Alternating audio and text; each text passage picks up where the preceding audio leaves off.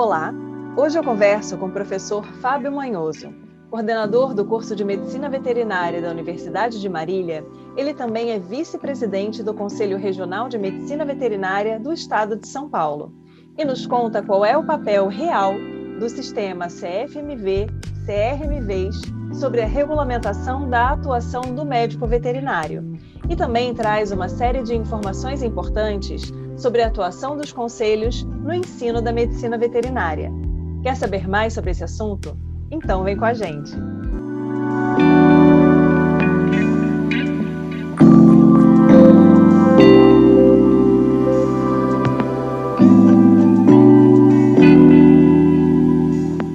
Seja muito bem-vindo ao Papo de Veterinária, é um grande prazer ter você aqui com a gente hoje. Fábio Manhoso é médico veterinário formado pela Universidade de Marília, fez Direito também na mesma instituição, especialização em homeopatia pelo Instituto Homeopático François Lamasson, mestre e doutor pela Unesp de Botucatu e Jabuticabal, respectivamente, é coordenador do curso de Medicina Veterinária da Universidade de Marília e é vice-presidente do CRMV de São Paulo. Então, seja muito bem-vindo, professor. Muito obrigado, professora Thais, é uma alegria estar aqui hoje conversando com você, né, com todos os amigos que aí estão nos acompanhando nesse bate-papo. Realmente é uma alegria poder estar aqui falando da nossa profissão, né, Thais, que nós gostamos tanto, honramos tanto, brigamos por ela, e fico feliz pelo convite, principalmente por estar aqui, então, nesse momento com você, podendo contribuir aí com o engrandecimento da nossa profissão. Muito obrigado. Obrigada, professor. Eu gostaria de começar, então, abordando a questão das entidades de classe, né? A gente sabe que, durante a graduação, a gente já tem um contato com o papel do CRMV, todo mundo sabe, né? Uma vez que você se forma médico veterinário, para exercer a profissão, você precisa estar registrado no conselho, e a gente tem uma série de atribuições que, muitas vezes, principalmente os médicos veterinários mais jovens, não conseguem compreender muito bem essa dinâmica do papel do conselho. A gente, né, tem aquela queixa comum, né? Chegou o boleto, vou pagar, mas as pessoas, às vezes, não se informam, não têm esse contato próximo com o conselho, e eu acho que isso talvez seja a realidade de praticamente todas as entidades de classe, né, em qualquer esfera, não só na medicina veterinária.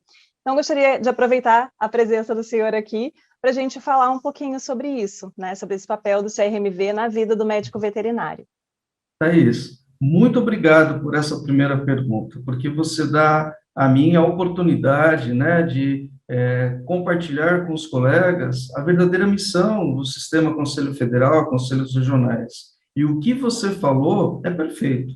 Você sabe que nas minhas andanças, eu aqui no estado de São Paulo, né, eu trabalhando aqui junto com o Dr. Odemilson Mozeiro, que é o nosso presidente aqui do Conselho Regional de Medicina Veterinária, e sempre que a gente é convidado para alguma palestra, principalmente em faculdades, né, eu faço essa pergunta para os alunos, o que eles já ouviram falar do Conselho, e às vezes eles são muito educados, fica um silêncio absurdo, e aí eu falo, acho que vocês já devem ter ouvido que é aquele que manda o boleto quando vocês se formam, que é o que você acabou de exemplificar. E aí é uma gargalhada só, porque é fato. Infelizmente, né, há uma falta de informação sobre a importância do sistema. E, para você não ficar chateada, isso não é só com os jovens, não. Você é muito jovem, mas isso é com pessoas que, como eu, já perderam o cabelo e que estão aí já há tempo na estrada. E isso nos entristece, porque o trabalho é um trabalho hercúleo, é um trabalho imenso que nós temos aqui no sistema. Então, é importante, sim, a gente falar sobre isso e já no começo. O Sistema Conselho Federal, Conselhos Regionais, nós temos, então, em todos os estados do Brasil, inclusive no Distrito Federal, os Conselhos Regionais de Medicina Veterinária. E temos o nosso Conselho Federal, que fica alocado em Brasília. Os conselhos regionais, eles têm a finalidade, e isso está na Lei 5.517, que é de 68, que é justamente de fiscalizar o exercício profissional.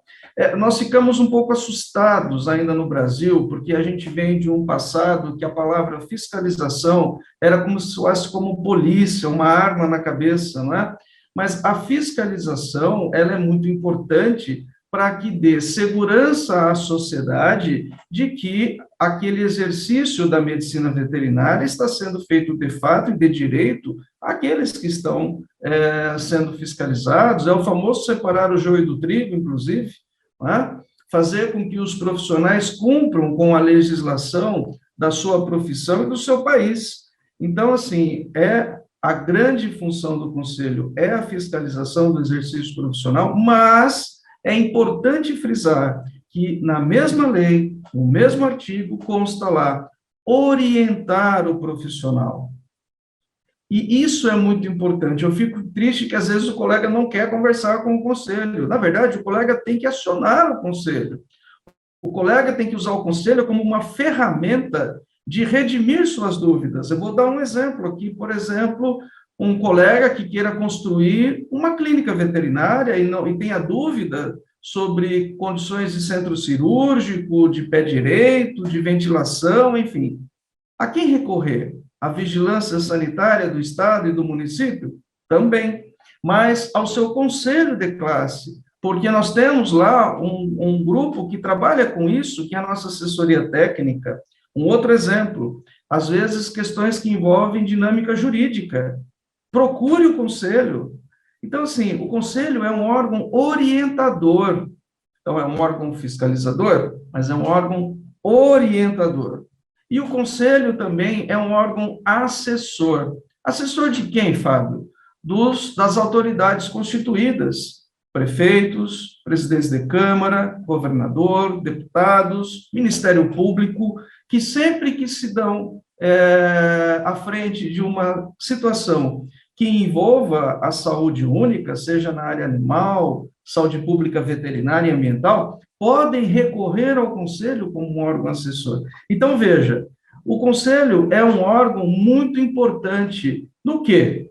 Na harmonização da profissão, na consolidação da profissão, na regulamentação da profissão. E aí eu desafio você, no bom sentido, e aqueles que estão nos assistindo, né? Se hoje não está fácil, imagina se não houvesse esse cuidado, o cuidado na preservação da dignidade da profissão.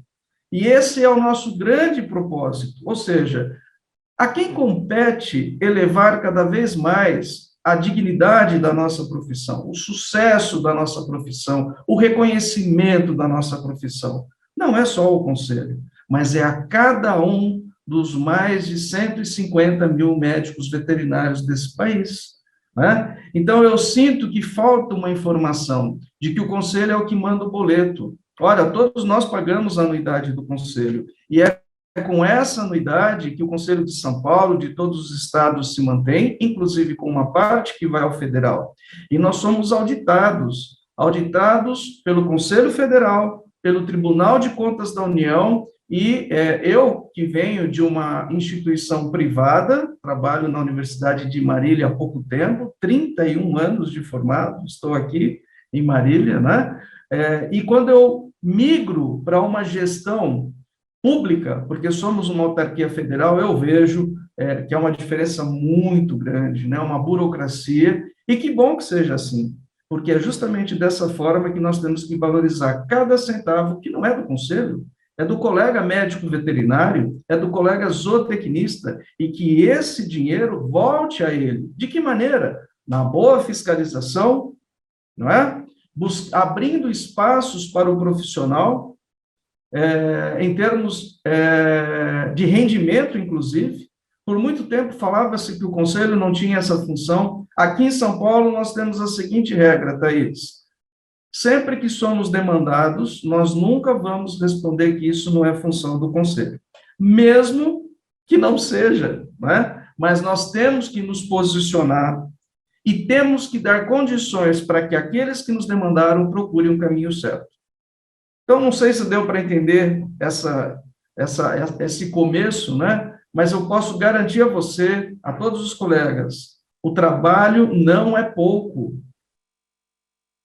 Nós que somos poucos, nós precisamos da ajuda dos colegas, nós precisamos que cada um se humanize para que nós fortalecemos cada vez mais a zootecnia e a medicina veterinária.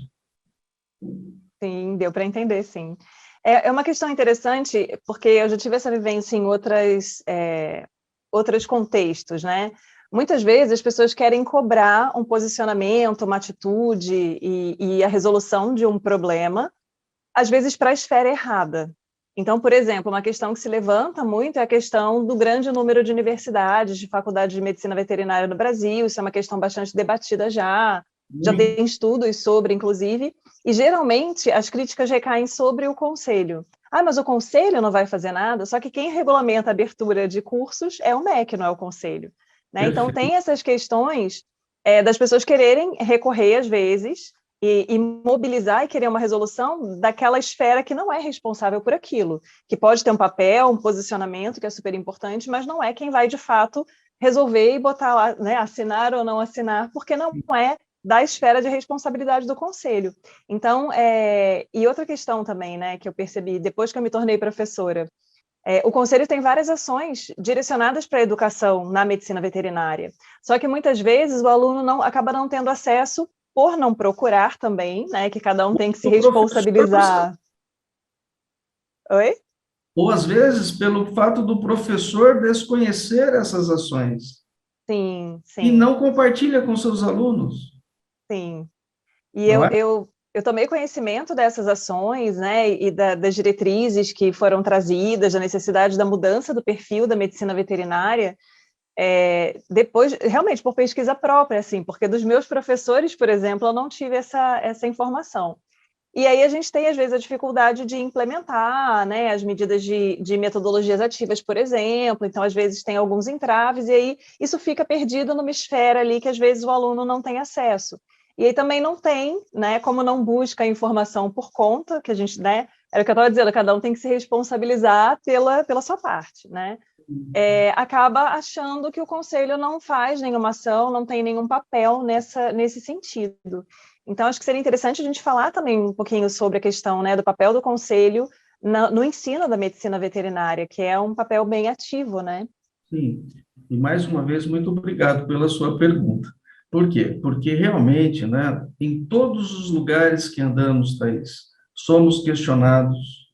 Muitas vezes nas redes sociais, né, somos questionados. O Brasil hoje tem mais da metade de todos os cursos do mundo, né? São 500, bom, não sei, até 2 minutos atrás eram 555.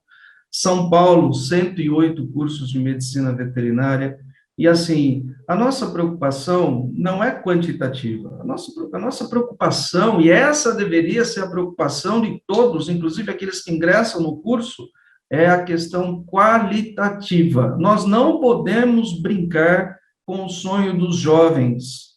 Se alguém me perguntar se precisamos de médicos veterinários, eu sempre respondo: sim, de bons médicos veterinários. Não é mesmo? Como toda profissão, o Brasil é imenso, é um continente, a nossa profissão é maravilhosa, mais de 80 especialidades. Agora, realmente, a quem cabe a questão educacional no país é o Ministério da Educação. Mas o sistema Conselho Federal, Conselho Regional e aqui de São Paulo, nós não nos furtamos a esse assunto. O Conselho Federal, você deve se lembrar, inclusive, ele baixou uma resolução dizendo que aqueles alunos oriundos de cursos totalmente EAD não poderiam se inscrever no sistema Conselhos Regionais. Dr. Francisco, nosso presidente do Conselho Federal, sabia desde o início, né, que ele estava travando uma grande briga.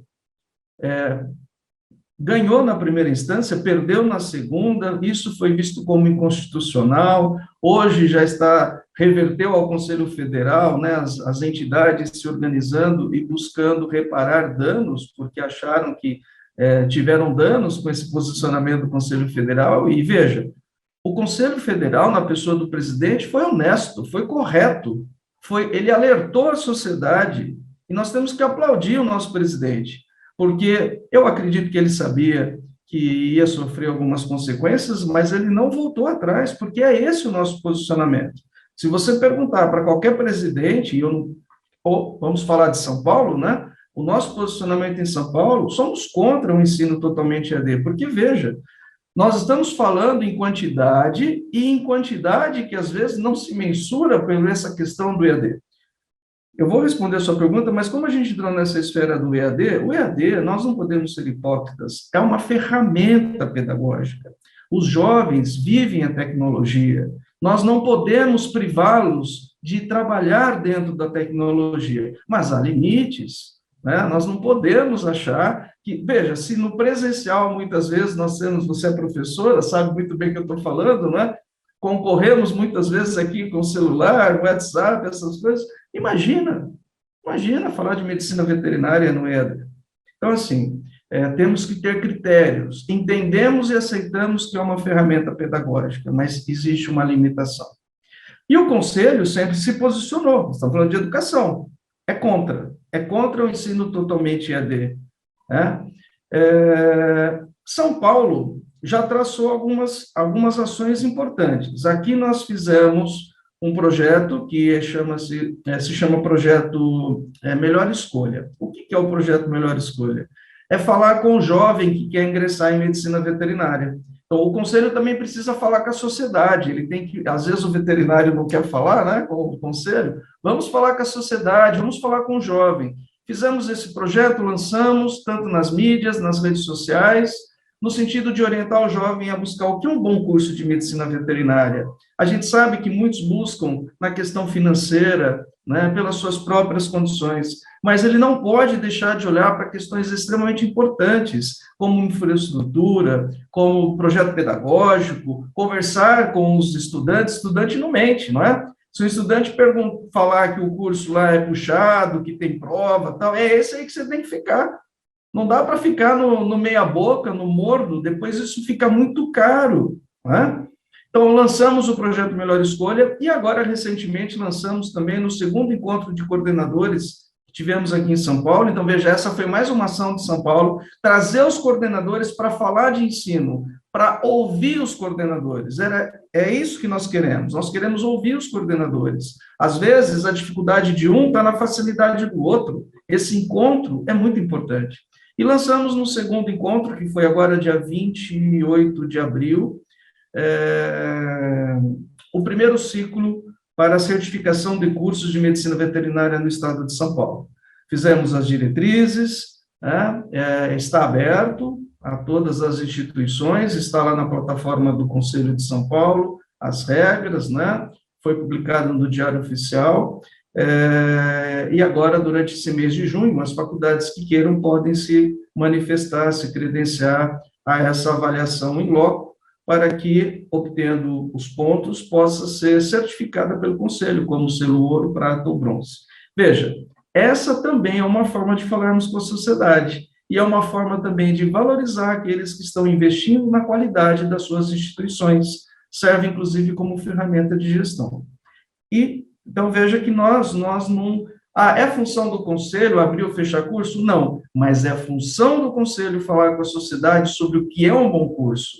É função do Conselho valorizar aqueles que querem, né, ou que têm um bom curso e querem participar desse processo. É função do Conselho ouvir os coordenadores, ajudá-los e orientá-los a buscar uma melhor forma de ensino, um melhor projeto pedagógico. É isso que nós estamos fazendo. E para encerrar esse assunto educação, eu acho que é importante falar aqui, talvez tenha muitos estudantes nos ouvindo, quando você compra um celular, você tem quanto tempo de garantia, né? Às vezes 2 anos, 1 ano, às vezes você compra um carro, tem 5 anos de garantia. Pergunto para você, quando você compra um ensino, quanto você tem de garantia no dia que você se forma? Nem 1 minuto. Então, o ensino é um produto caro e que, às vezes, quando o jovem não tem, ele fica feliz, né? Quando você fala, olha, hoje não tem aula, todo mundo bate palma, é uma questão cultural, é estranho isso, né? Você vai a um show, compra o ingresso, aí o pessoal fala, não vai ter o show. Todo mundo vai brigar, mas ele paga pela aula, paga caro e quando não tem, fica feliz. Mas o que eu estou querendo dizer é, o ensino é muito sério, nós temos que trabalhar qualidade. Você, jovem, que queira fazer veterinária, seja muito bem-vindo, seja muito acolhido, né? Uma profissão bela, maravilhosa, importante para o Brasil e para a sociedade, mas saiba escolher, não seja ludibriado, não fique vendo foto pela internet, né? A gente, às vezes, reserva hotel pela internet e não consegue ver o carpete mofado, o chuveiro que não sai água e o colchão que afunda. Importante isso. Com certeza. E a gente percebe, né, pelas conversas que vai tendo, que a medicina veterinária é uma profissão de sonho para muitas pessoas. Tanto é que a gente tem esse perfil, muitas vezes, de alunos que são pessoas mais velhas, que já estão na segunda graduação, porque tem esse desejo de trabalhar na medicina veterinária e, eventualmente, não tiveram essa possibilidade antes. E eu acho que é o que o senhor falou, né? Eu já conversei com muitas pessoas e por ter o canal, às vezes eu tenho contato com estudantes que, né, estão em várias partes diferentes do Brasil, e esse é um relato bem comum das pessoas que às vezes têm uma universidade do sonho que ela queria cursar, mas geralmente por questões econômicas, né, mesmo que seja uma instituição pública, não tem essa possibilidade de deslocamento, de permanência, que é um custo, né, que a gente precisa considerar.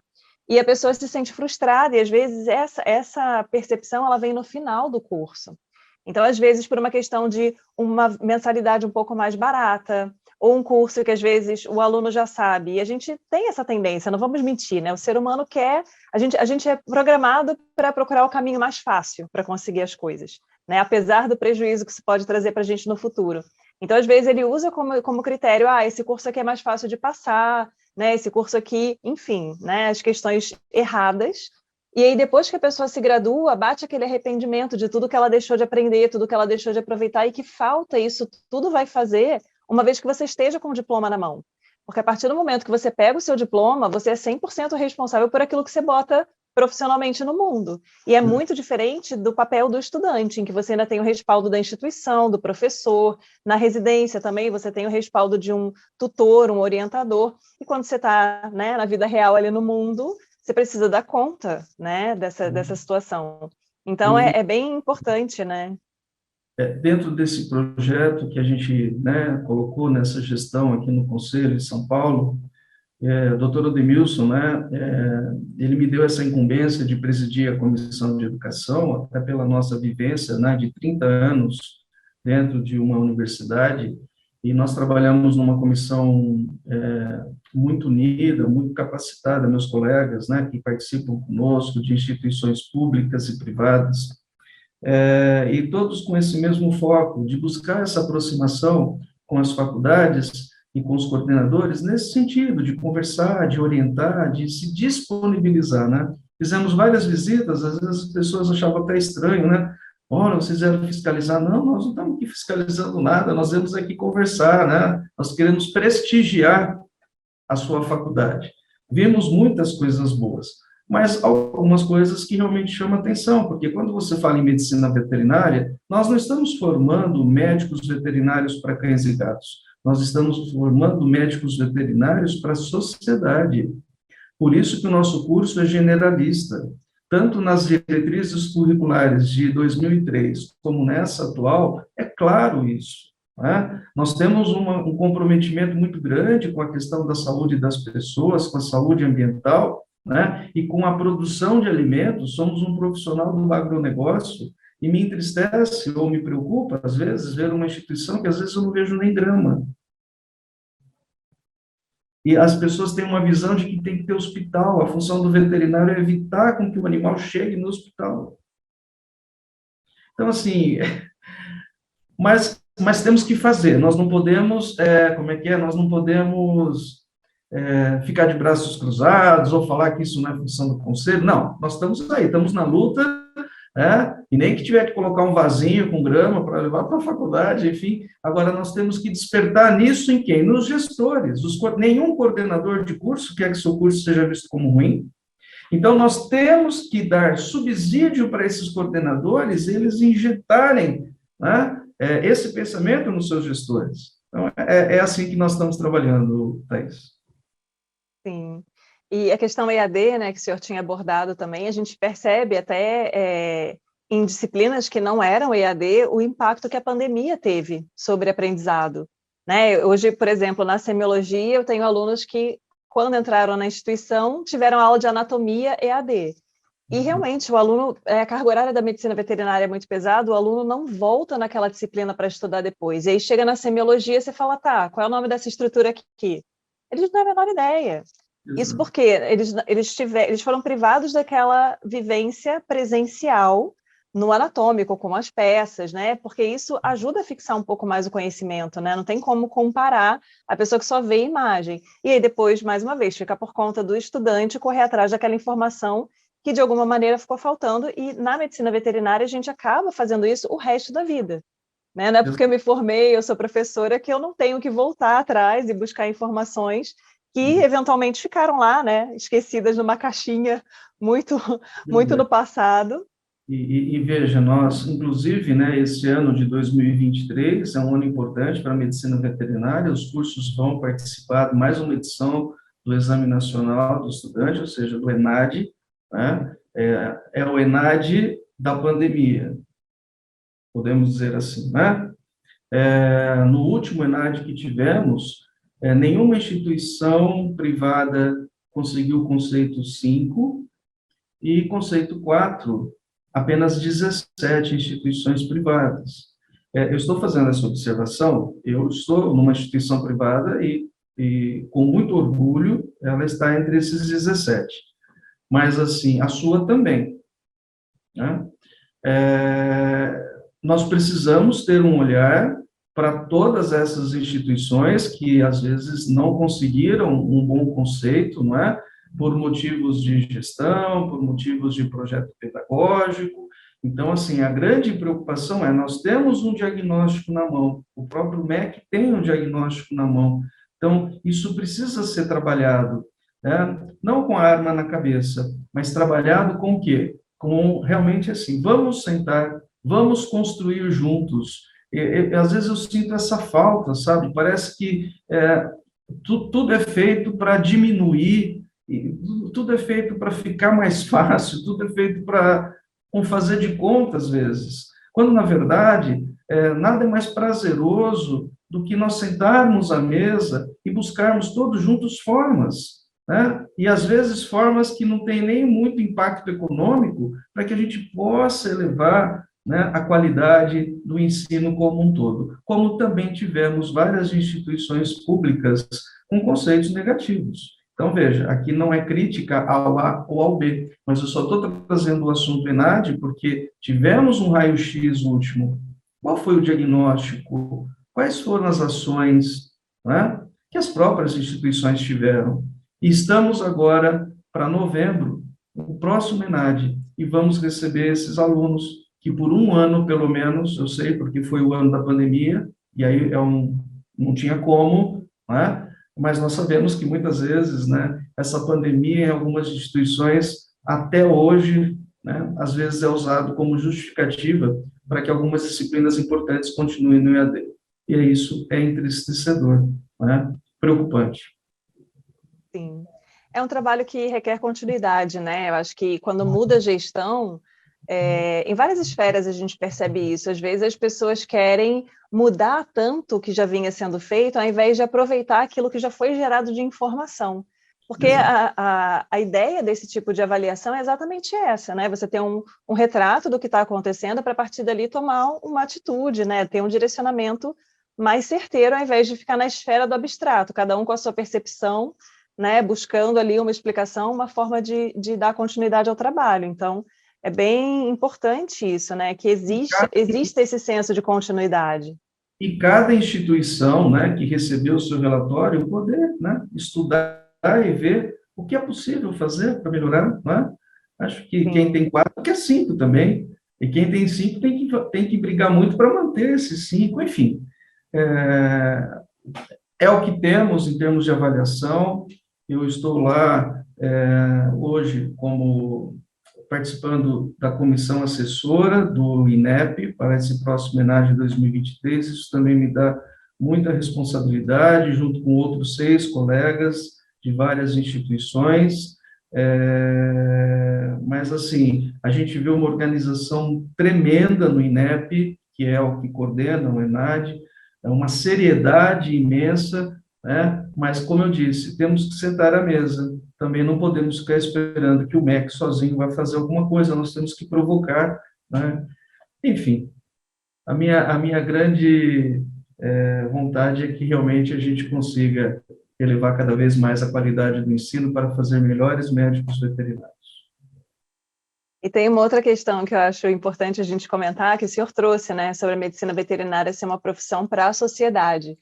E é muito interessante que eu me recordei da minha colação de grau, e naquela imaturidade, né, do jovem que entra na medicina veterinária focando no animal, a maioria dos alunos tinha a mesma postura. Nossa, mas como assim o juramento? Eu vou falar sobre o homem. E demora bastante tempo para cair essa ficha da importância do papel do médico veterinário para a sociedade, porque a gente olha muito para o animalzinho, aquele indivíduo.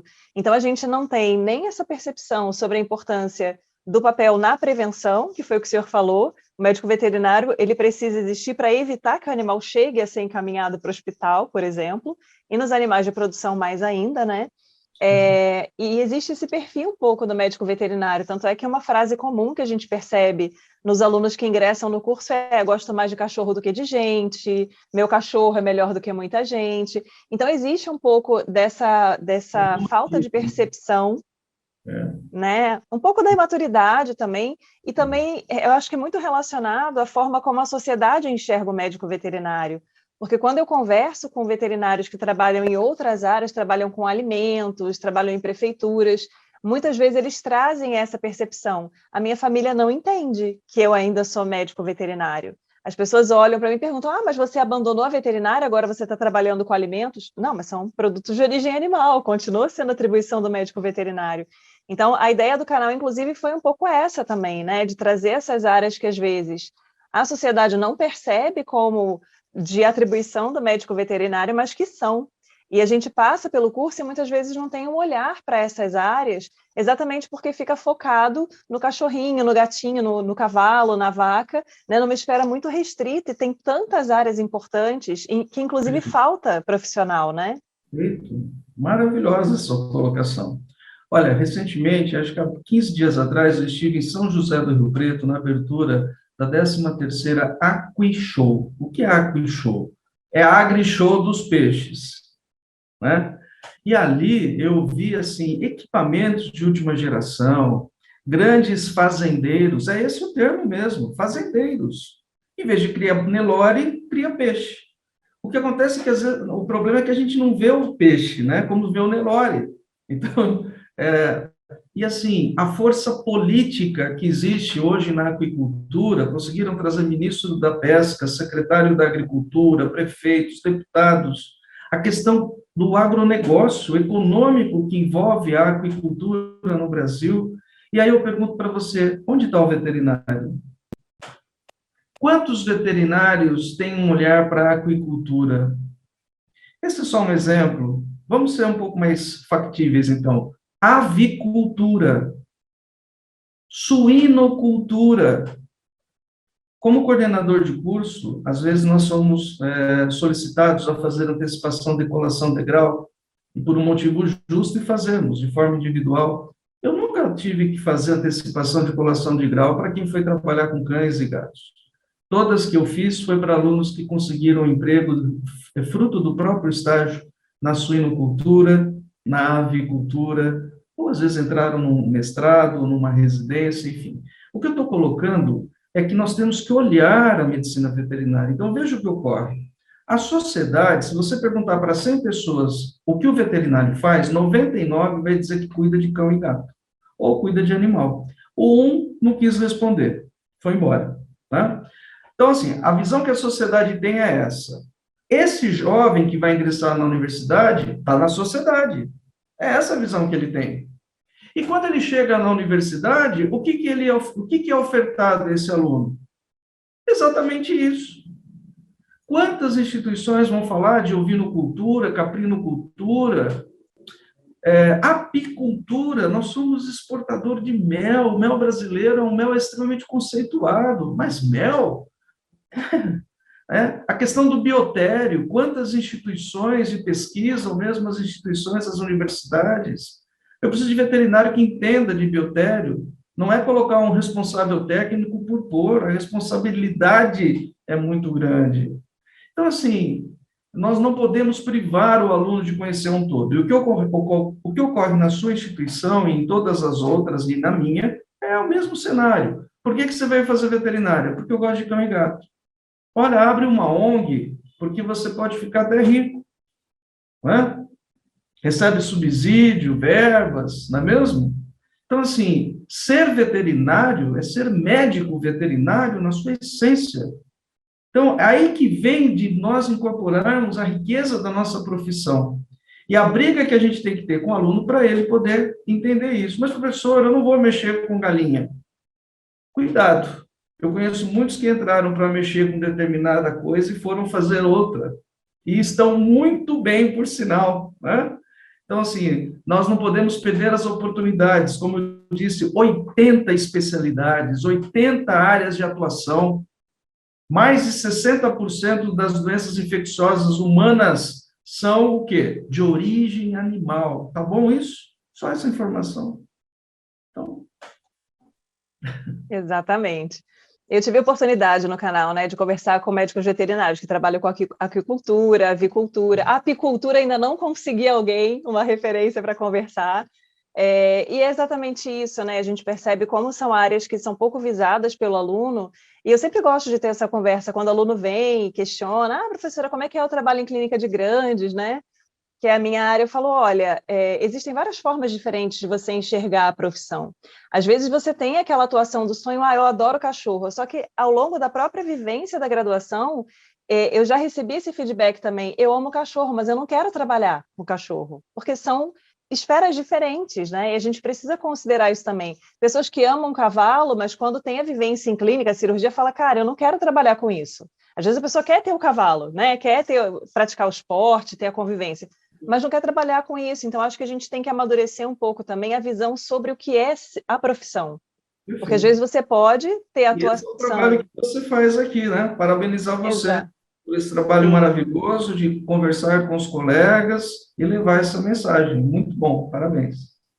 Porque aí a gente traz as pessoas que têm a vivência na área específica, porque seria muito diferente se eu pegasse, lesse um pouco sobre cada área e falasse. A pessoa que tem a vivência, que está naquela realidade no dia a dia, pode trazer quais são os desafios, o que é importante para se formar e atuar ali, né? Qual é o olhar que o aluno tem que ter durante a graduação. E tem a questão financeira também, que a gente não pode deixar de lado. Eu lembro que há uns anos atrás eu participei de um encontro que foi do CRMV do Paraná, sobre educação e medicina veterinária. Eu mandei uma mensagem, eu falei, estou em São Paulo, meu CRMV era de São Paulo, eu falei, mas eu quero participar, eles abriram, a gente pôde ir, eu fui junto a uma amiga, e aí uma médica veterinária que falava sobre a parte de avicultura, que é muito forte no estado, falou, é muito difícil conseguir profissional qualificado para trabalhar. Eu falei, gente, olha o campo que tem, e às vezes a pessoa vai ficar batendo cabeça, né, trabalhando numa área que ela não está encontrando um retorno financeiro, e a partir do momento que você não consegue pagar os seus boletos, não tem amor que sustente querer ficar naquele lugar. Né? A gente precisa também ter uma qualidade de vida, a gente precisa ter tempo, né, para dedicar à nossa família, para ter outras atividades para além da profissão. Então, acho que é muito importante, né, ter essa percepção também de várias áreas que são bacanas, que são interessantes, que o médico veterinário agrega muito à sociedade, que pagam bem, né, que isso precisa ser dito, e falta mão de obra, e as pessoas não estão tendo esse olhar, e aí fica, né, brigando ali pelo espaço em um mercado que já está super saturado, né, e às vezes procurando uma qualificação, vou fazer uma pós-graduação, uma especialização, né, para ficar ali naquela esfera, sendo que tem um campo enorme para atuar. Então, acho que é bem interessante o aluno também começar a abrir, né, esse leque aí de alternativas. E aí você vê, então, de novo, né, a importância da universidade nessa formação. É como a gente tivesse que quebrar, né, essa falta de informação do que é realmente a medicina veterinária na sua essência, a começar da universidade para chegar na sociedade, porque, enfim, e o que você disse, de fato, né, olha, todos estão fazendo medicina veterinária, óbvio, nós adoramos e amamos os animais, mas queremos viver bem dela, queremos ter qualidade de vida, queremos poder manter, né, um padrão, viajar, constituir família, enfim. E às vezes eu falo dessa forma com os alunos, parece que eu estou falando uma coisa, uau, né? Porque é aquela sempre resposta, porque eu gosto de animais, enfim, e não gosto de pessoas, lembrando que essas pessoas é que vão remunerar os profissionais, ou às vezes até numa falta de comunicação, na maioria das vezes, levar esse profissional ou à justiça comum ou administrativa num processo ético. E é aquela questão, né, como é que você quer ser reconhecido pelo seu trabalho, se você não reconhece a importância do tutor dentro dessa dinâmica? Perfeito. Né? Você quer olhar o tutor e falar, eu não gosto de gente, eu não tenho paciência para lidar com pessoas é difícil, mas é essa pessoa que paga a conta. É essa pessoa que dá ou não o aval para você fazer o tratamento que você acha que é importante para aquele animal no momento. Então, assim, a gente precisa realmente desse trabalho de mudar o olhar, e eu acho que isso vem sendo feito na medicina veterinária em vários espectros ali, né, de atuação diferentes, mas é importante a gente sempre bater nessa tecla, né? Acho que o aluno, às vezes o aluno não assistiu os quase 100 médicos veterinários que já conversaram aqui no canal, mas um ou outro que ele veja, eu sempre costumo voltar nessa abordagem também, porque eu acho que é uma visão importante que eu, particularmente, demorei muito tempo para ter também. Então, é que na hora de fazer o juramento, eu falei, mas como assim para o ser humano, né? Que absurdo! Exatamente. Professor, e falando um pouco sobre a questão das especialidades, né? Porque a gente sabe que para o médico veterinário ser chamado especialista, ele precisa ter o reconhecimento das associações, colégios, enfim. E ainda existe muita... e é o conselho que faz essa fiscalização, né? Existe muita essa questão de uma intitulação indevida, né? A pessoa bota lá, primeiro começa com doutor, né? A pessoa acabou de pegar o diploma, está lá, doutor alguma coisa, e também especialista em, quando a pessoa fez uma especialização, então ele tem uma especialidade, mas não é especialista. Então, às vezes, né, a palavra, né, fica ali naquele espectro, tudo muito parecido, fica difícil as pessoas entenderem, né, que diferença faz você ter realmente essa certificação. Então, o senhor que trabalha com homeopatia, né, que acho que foi a primeira especialidade reconhecida pelo Conselho, poderia falar um pouquinho sobre isso? Olha, é muito importante. Realmente, assim, eu vejo que às vezes é realmente uma falta de informação e orientação do próprio colega, né, que ao fazer um curso de especialização se auto-intitular em especialista, e isso vai contra, né, o nosso código de ética. Quando você faz um curso de especialização, primeiro você precisa certificar que curso você está fazendo, se ele está dentro dos padrões de carga horária, né, que envolve uma questão do próprio MEC, para a medicina veterinária, que hoje seria um curso de no mínimo 500 horas, se está regulamentado pelo seu Conselho Federal, e uma vez feito o curso, sendo aprovado, você precisa fazer a prova de título, que geralmente, então, é elaborada pela Associação Nacional daquela especialidade, ou Colégio Brasileiro daquela especialidade. A homeopatia é uma delas, geralmente junto com o Congresso Brasileiro de Homeopatia Veterinária. E aí, feito a prova e sendo aprovado, você tem que atender à resolução do Conselho Federal no que tange a buscar o seu título de especialista, que vai ao Conselho do seu estado. E aí você vai, é como se você fizesse um memorial, né, dessa especialidade, até número de casos, se tem trabalho publicado, enfim. Para você se apresentar, é digno de receber o título de especialista. Inclusive, a carteira de identidade profissional do especialista, ela é diferente, ela vem numa cor vermelha, vem identificado, especialista, né?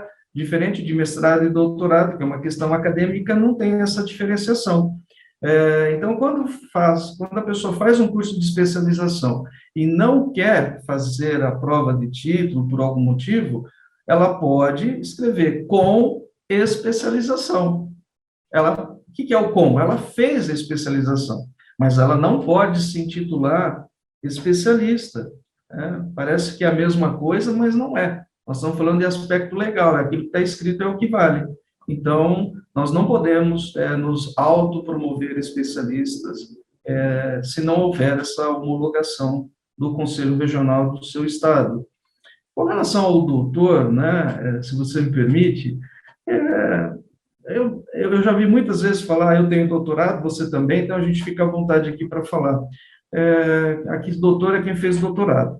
Mas doutor é o que cuida, né? E o médico veterinário cuida aí de trocentas espécies e da humanidade, né?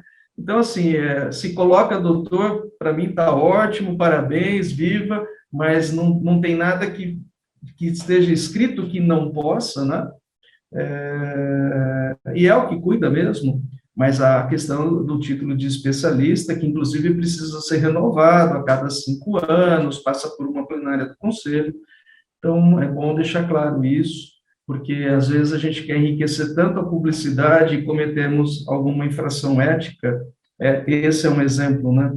Temos outros exemplos, quando a clínica coloca que é 24 horas e não é.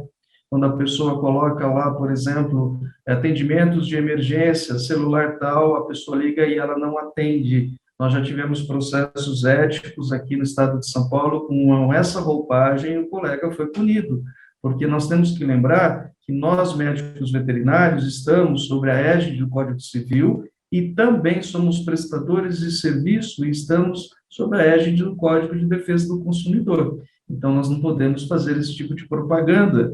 Então, se somos 24 horas, somos 24 horas. Se o celular está lá, ele tem que ser atendido, né? E lembrar também que, em termos de dignidade da nossa publicação, da nossa postagem, da nossa propaganda, nunca envolver questões que falem sobre preços e promoções. É muito triste quando eu vejo, por exemplo, traga um animal para um banho e tosa e ganha uma consulta. Quer dizer, o cara estudou 5 anos, o colega estudou 5 anos para passar seu brinde. Não dá para falar em dignidade profissional desse jeito. Exatamente.